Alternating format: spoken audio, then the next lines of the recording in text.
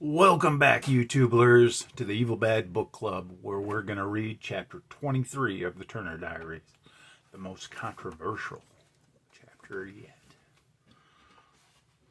August 1st, 1994. Today has been the day of the rope, a grim and bloody day, but an unavoidable one. Tonight, for the first time in weeks, it is quiet and totally peaceful throughout all of Southern California.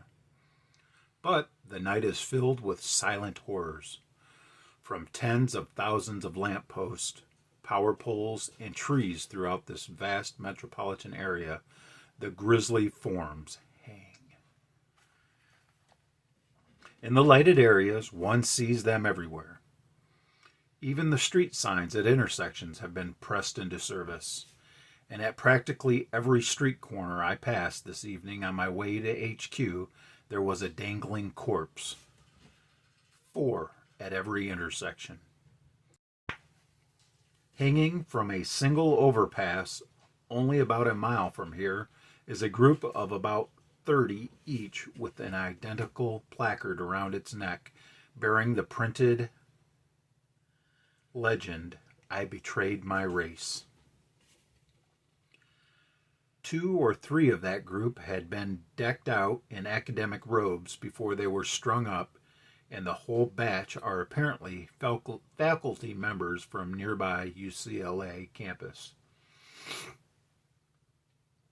In the area to which we have not yet restored electrical power, the corpses are less visible. But the feeling of horror in the air there is even worse than in the lighted areas. I had to walk through a 2-block long, unlit residential section between HQ and my living quarters after our unit meeting last night. In the middle of one of the unlighted blocks, I saw what appeared to be a person standing on the sidewalk directly in front of me. As I approached the silent figure, whose features were hidden in the shadow of a large tree overhanging the sidewalk, it remained motionless, blocking my way. Feeling some apprehension, I slipped my pistol out of its holster. Then, when I was within a dozen feet of the figure, which had been facing away from me, it began turning slowly toward me. There was something indescribably eerie about the movement, and I stopped in my tracks as the figure continued to turn. A slight breeze rustled the foliage overhead, and suddenly a beam of moonlight broke through the leaves and fell directly on the silently turning shape before me. The first thing I saw in the moonlight was the placard with its legend in large block letters, "I defiled my race." Above the placard leered the horribly bloated, purplish face of a young woman, her eyes wide open and bulging, her mouth agape. Finally, I could make out the thin vertical line of rope disappearing into the branches above. Apparently, the rope had slipped a bit, or the branch to which it was tied had sagged, until the woman's feet were resting on the pavement, giving the uncanny appearance of a corpse standing upright of its own volition. I shuddered and quickly went on my way. There are many thousands of hanging female corpses like that in this city tonight, all wearing identical placards around their necks. They are the white women who were married to or living with blacks, with Jews, or with non-white males. There are also a number of men wearing the "I defiled my race" placard, but the women easily outnumber them 7 or 8 to 1. On the other hand, about 90% of the corpses with the "I betrayed my race" placards are men, and overall the sexes seem to be roughly balanced. Those wearing the latter placards are the politicians and lawyers, the businessmen, the TV newscasters, the newspaper reporters and editors, the judges, the teachers, the school officials, the civic leaders, The bureaucrats, the preachers, and all others who, for reasons of career or status or votes or whatever, helped promote or implement the system's racial program. The system had already paid them their 30 pieces of silver. Today, we paid them. It started at 3 o'clock this morning. Yesterday was an especially bad day of rioting, with the Jews using transistorized megaphones to whip up the crowds and egg them into throwing stones and bottles at our troops. They were chanting, "Racism must go," and "Equality forever," and other slogans the Jews had taught them. It reminded me of the mass demonstrations of the Vietnam era. The Jews have a knack for things like that. But by 3 o'clock this morning, the crowds had long since finished their orgy of violence and chanting and were in bed. All except a few groups of diehards who had rigged up loudspeakers and were blaring system radio broadcasts out over the surrounding neighborhoods. Broadcasts which alternated between screaming rock music and appeals for brotherhood. Squads of our troops with synchronized watches suddenly appeared in 1,000 blocks at once, in 50 different residential neighborhoods, and every squad leader had a long list of names and addresses. The blaring music suddenly stopped and was replaced by the sound of thousands of doors splintering as booted feet kicked them open. It was like the gun raids of 4 years ago, only in reverse, and the outcome was both more drastic and more permanent for those raided. One of two things happened to those the troops dragged out into the streets.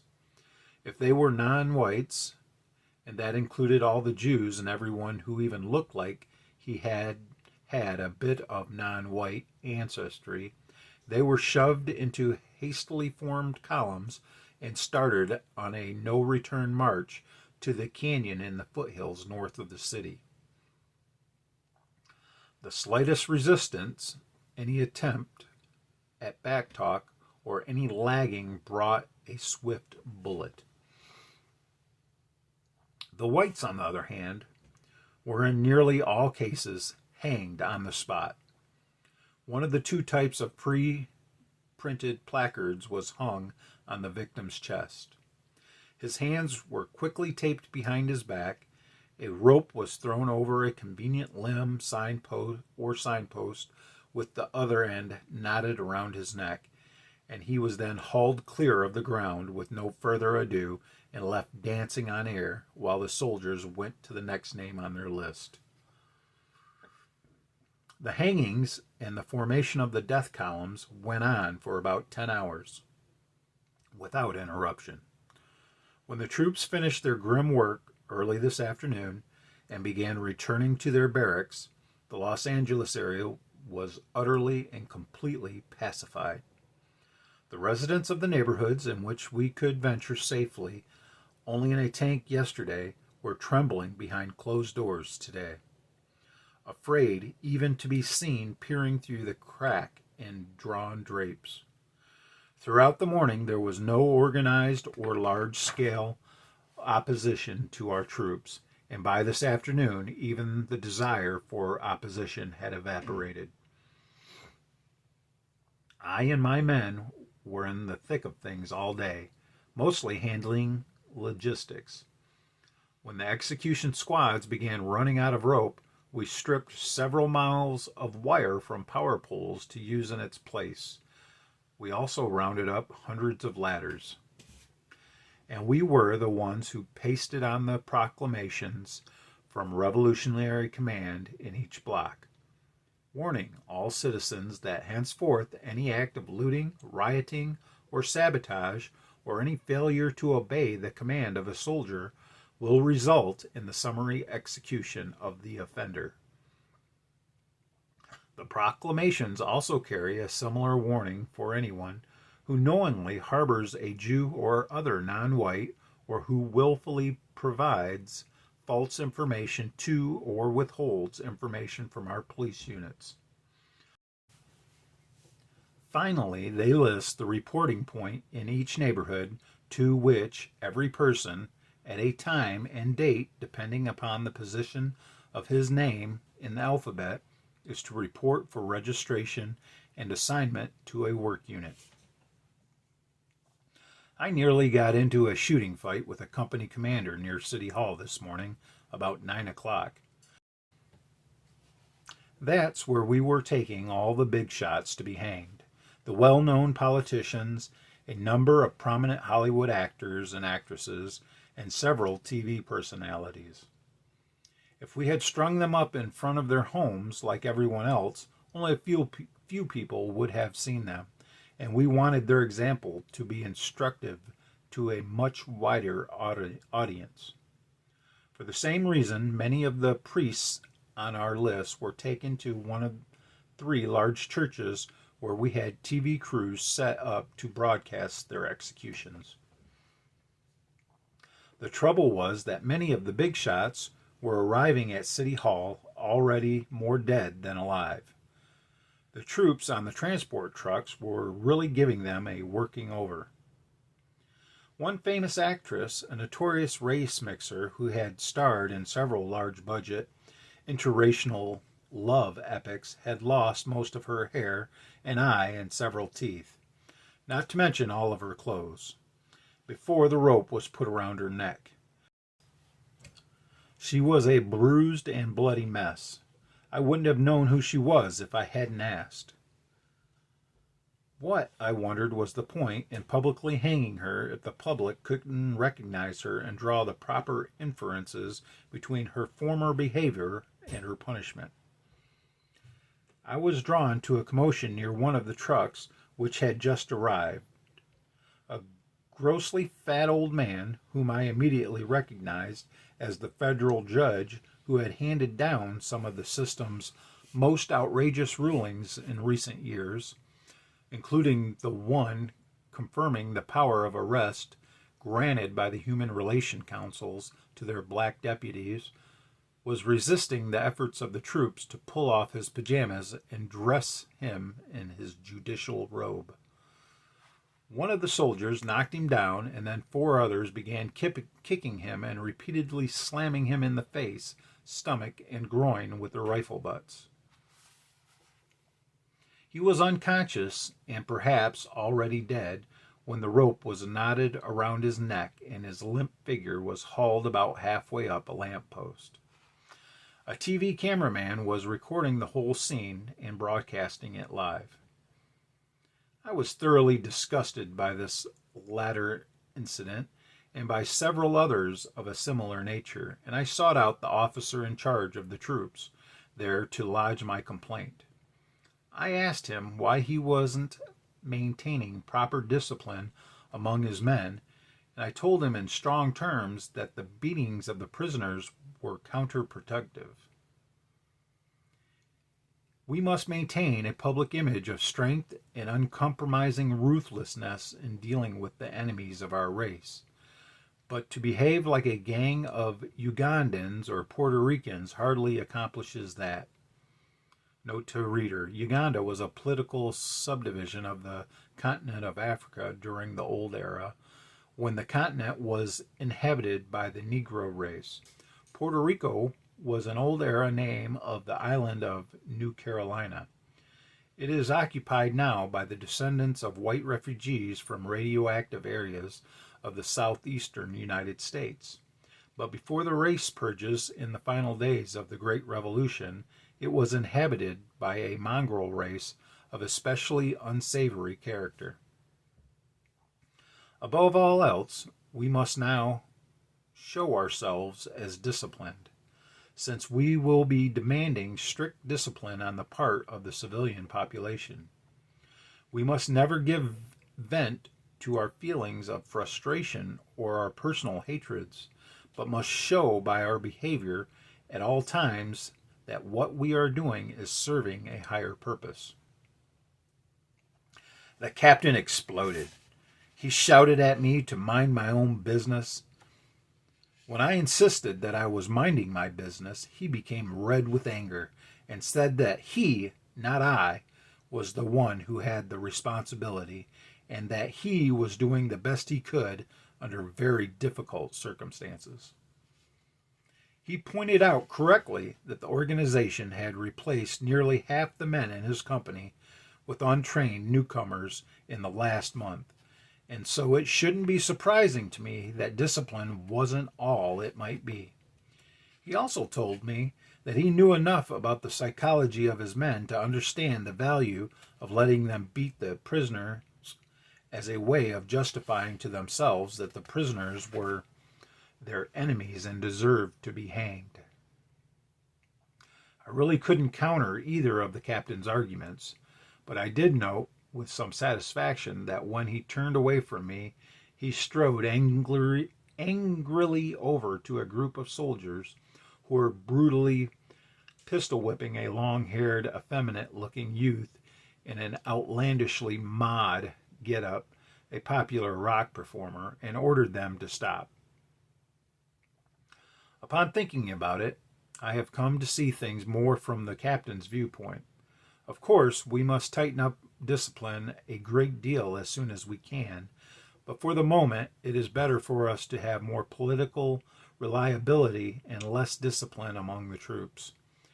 We delayed our crackdown on the civilian population as long as we did, just so we could weed out and disarm the questionable GIs and replace them with the new people who've been coming through the enemy lines to us.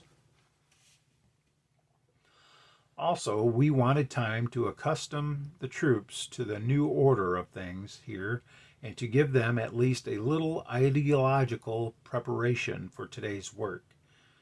And we purposely let the civilians get more out of control than we might have, just so we would have a manifest excuse for taking thoroughly radical measures instead of half measures which could have not solved the civilian problem in the long run.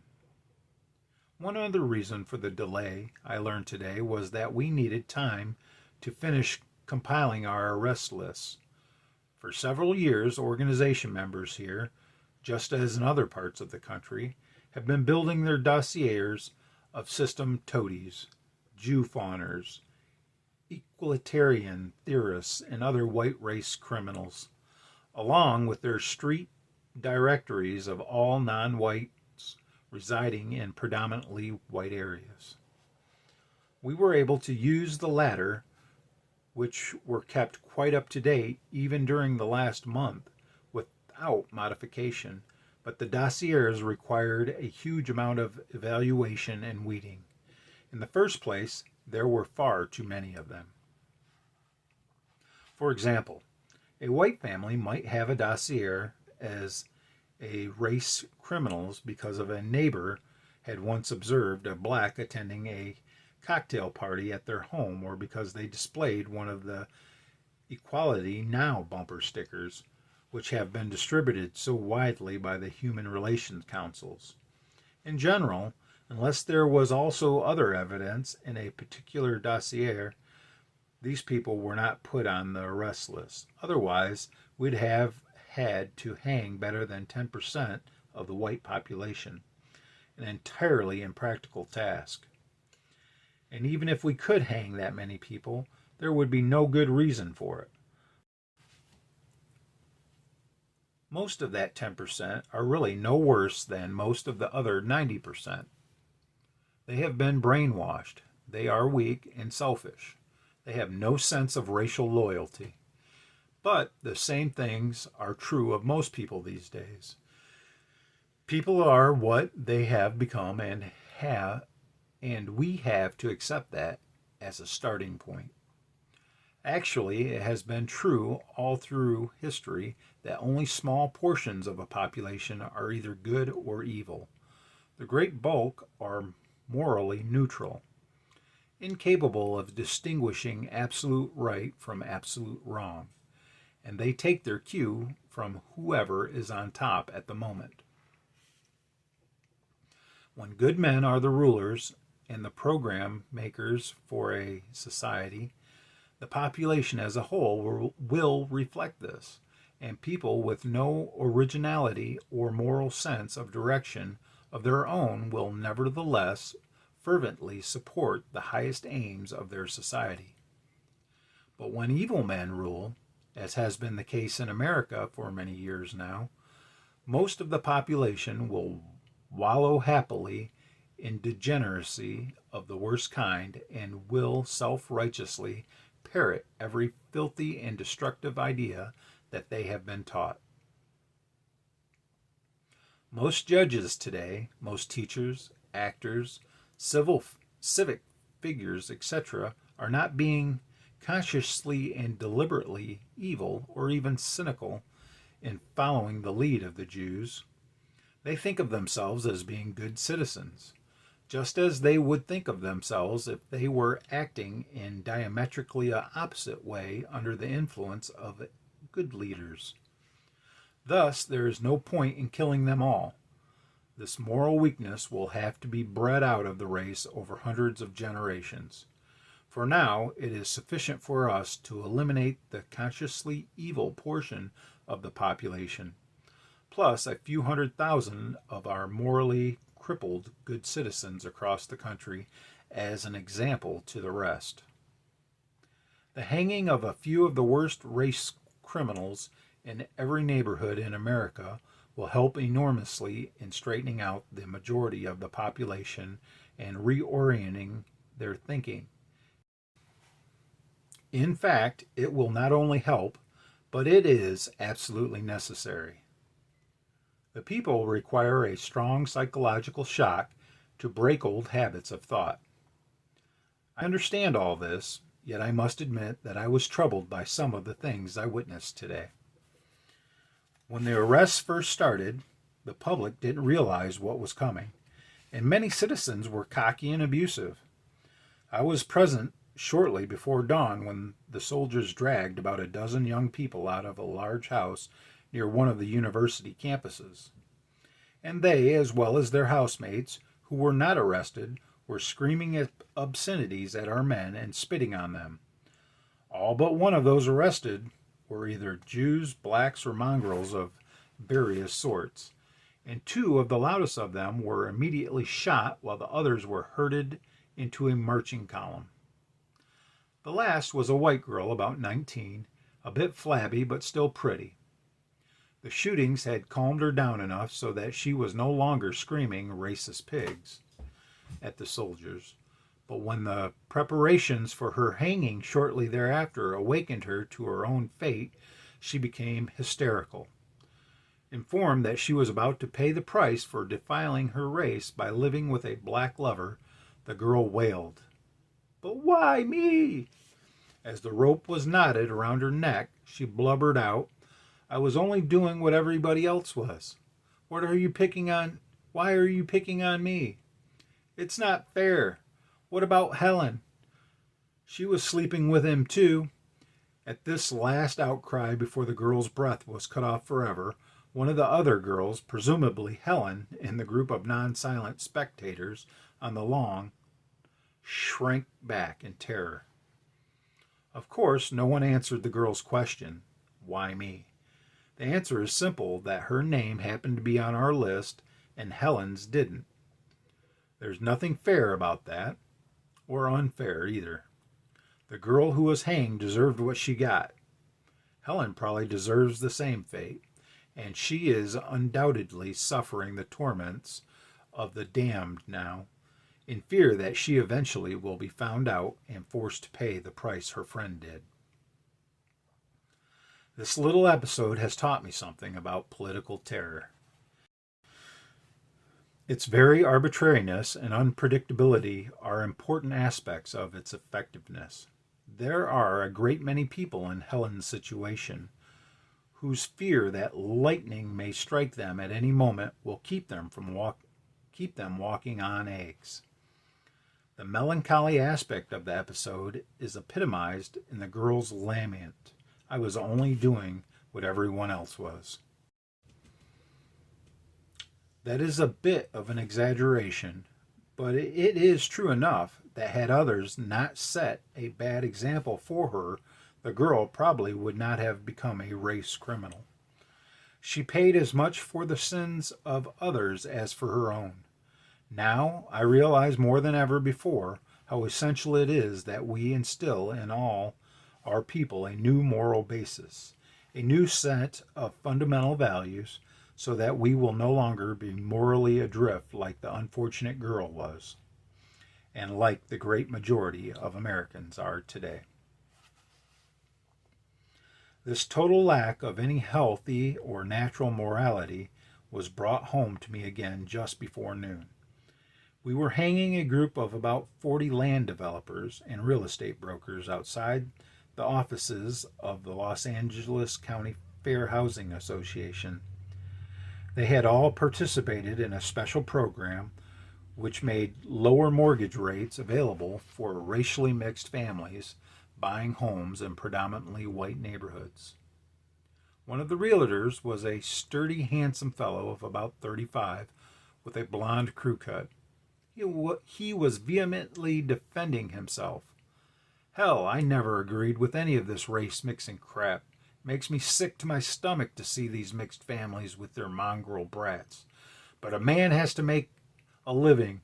I was told by the head building inspector in the county that it would be a lot easier to avoid code violations for those realtors who went along with the special mortgage program. Without realizing it, he was telling us that a bigger income came before racial loyalty in his set of values. Something which is unfortunately true also of a great many who were not hanged today. Well, he made his choice freely, and he hardly deserves any sympathy. The soldiers didn't argue with him, of course. When his turn came, he was jerked off his feet with the same impartiality they had shown toward those who had accepted their fate in silence. They were under orders not to argue with anyone or to explain anything, except a brief statement of the offense for which a person was being hanged. Not even the most convincing protestations of innocence, or that there must be some mistake, caused them to hesitate for an instant. Certainly, we must have made some mistakes today. Mistaken identities, wrong addresses, false accusations. But once the executions began, there was no admitting to the possibility of mistakes. We deliberately created the image of inexorability in the public mind. And apparently we were quite convincing. Our execution squads were hardly back in their barracks this afternoon when we began receiving reports from all over the city of what appeared to be a sudden wave of murders and beatings. Corpses, most of them showing stab wounds, were being found on sidewalks, in alleys, and in apartment building hallways. A number of injured persons, several hundred altogether, were picked up on the streets by our patrols. Although there were a few blacks among these beatings and stabbing victims, we quickly determined that the great majority of them were Jews. All apparently were persons whom our execution squads had missed, but the citizenry had not. Questioning of several Jews who had been beaten soon revealed that at least some of them had been hiding with Gentile families. After our proclamations were posted, however, their protectors turned on them and drove them into the streets. Local vigilante groups armed with knives and clubs had ferreted out others who had not even been on our list. I am sure that, without the forceful lesson of this day of the rope, we would not have so quickly elicited this sort of citizen cooperation. The hangings have helped everyone get off the fence in a hurry. Tomorrow afternoon, some of my men will begin organizing civilian labor battalions to cut down the corpses and haul them to the disposal site. I have already picked. It'll probably take 3 or 4 days to remove all the bodies. There are between 25 and 60,000 of them. And in this hot weather, it'll be quite unpleasant toward the end. But what a feeling of relief it is to finally have all the negative part of our tasks here finished. From now on, it's all uphill. In the good sense, reorganizing, re-educating, and rebuilding this whole society. And that was chapter 23. YouTubers, come back tonight for the breakdown and come back tomorrow for chapter 24.